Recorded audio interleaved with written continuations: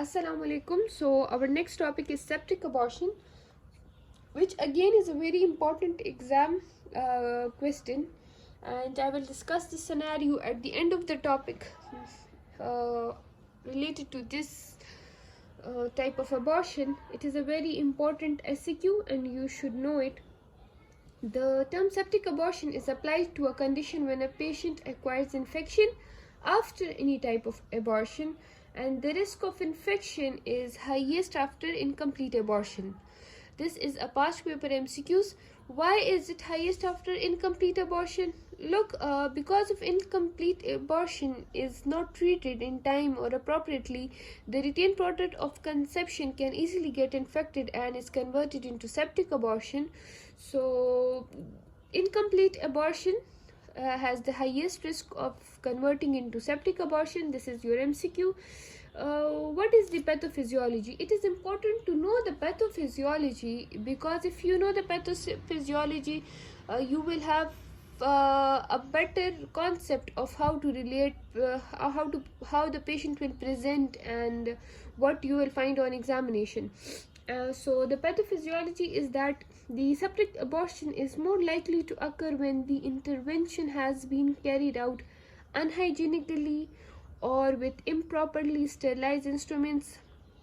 In Pakistan, in our setup, there are many maternity centers or private setups or clinics or setups in villages which may use clean instruments, but they do not use sterilized instruments, and sterilization is very important. Okay, and then there may be setups which use both unhygienically, improperly cleaned instruments which are not cleaned and not sterilized as well.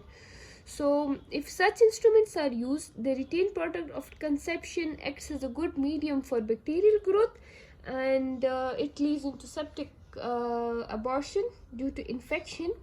And the most common infecting organisms are E. coli, Bacteroides, Streptococci, both anaerobic and less commonly aerobic, and Clostridium. So the clinical presentation of such cases may be mild or severe. In mild cases, the patient has temperature because it is an infection and rapid pulse, and when the infection is restricted to the uterus and fallopian tube, it is a mild case, and the patient presents with lower abdominal pain, mild vaginal bleeding, pyrexia, and malaise. But when the the infection has spread in its severe form, the patient then develops septicemia and presents with a high swinging fever, abdominal pain and distension, and foul-smelling vaginal discharge. The patient may develop bacteremia and toxic shock, which can lead to maternal death. Okay, so the clinical presentation can be in mild form and in severe form. What do we see on examination? In mild cases, on speculum examination, small amount of blood mixed with foul-smelling discharge is present in the vagina. On abdominopelvic examination, the lower abdomen may be rigid and uterus and adnexa are tender, cervical os is closed, and cervical excitation may be present. What is cervical excitation? I have used a new word here, which is cervical excitation. So cervical excitation is pain with cervical movement, is known as cervical excitation. These are the presenting points on examination in a mild case. And in severe cases, the patient is dehydrated, temperature and pulse is very rapid, the abdomen is distended and tender, and on speculum examination, foul smelling vaginal discharge is present, and on bimanual examination, uterus and adnexa are tender and cervical excitation is present. So moving on look, I have written these here, that on speculum examination, foul smelling vaginal discharges present, uterine tender, cervical excitation, ultrasound.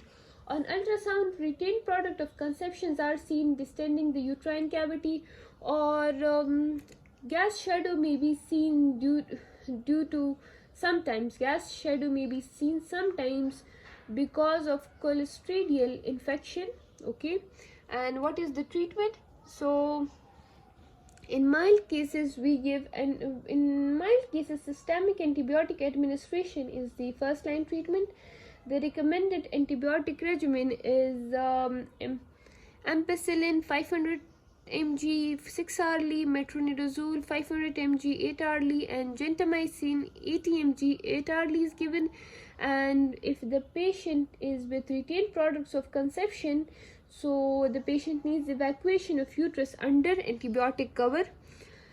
And since systemic antibiotics should be given for 12 to 24 hours before evacuation of the uterus.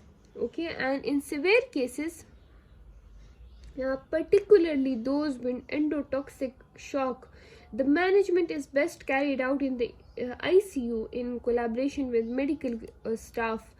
The management includes correction of fluid and electrolyte balance and maintenance of input and output.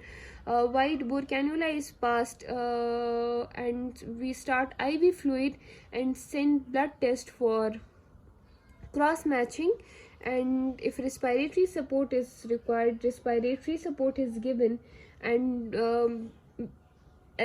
blood transfusion is started as soon as the cross matching is done and blood is arranged, and medications are started. The recommended antibiotic in such cases is ceftazidime 1 gram IV 12 hourly, and Mkessin 500 mg 8 hourly, metronidazole 500 mg IV 8 hourly is started. And the complication, moving on to the complications, the immediate complication is septicemia, acute renal failure, and death. And the long-term complications include pelvic inflammatory diseases, dyspareunia, infertility, and Ashworth syndrome. Moving on to the scenario, a 25-year-old has undergone D&C 3 days ago for her 8-week pregnancy, and by a local village LHV. See, if it is a local village LHV, so you should keep it in your mind that the instrument used may not be sterilized, may be clean but not sterilized in many maternity centers. Now she is complaining of continued vaginal bleeding, cramping, lower abdominal pain. So continued vaginal bleeding, cramping, lower abdominal pain, these are symptoms of abortion, but she has already done D&C. Now her vaginal bleeding is after D&C done at a local village and she has fever and chills. On examination, her fever is 102, pulse is 120, and she has moderate lower abdominal tenderness. So the diagnosis is septic abortion.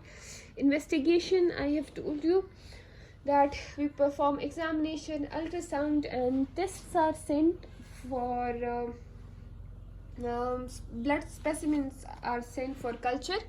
And management, I have written I have already told you about the management, and I have again written the management at the end of the scenarios.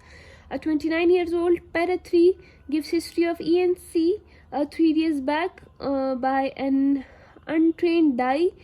She has undergone an abortion. Now she complains of lower abdominal pain, fever, and foul smelling vaginal discharge. She has lower abdominal pain, fever, foul smelling vaginal discharge.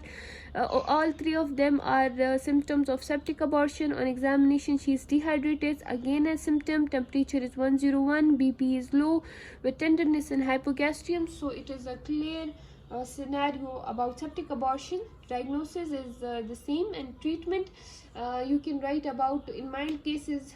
This is the first line treatment, and the second, and what is the treatment in in severe cases and complications. Then the next scenario is that a 29-year-old para 4 with history of ENC 3 days back by some untrained person.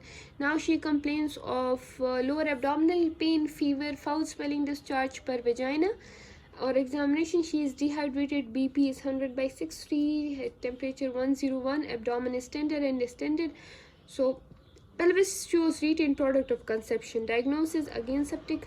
Abortion, treatment I have discussed, and complications I have discussed. So what is the management? I have written this management again because I thought writing it in this manner is going to make it easier for you to learn. First of all, reassure the patient, monitoring of vitals, that is pulse, BP and temperature.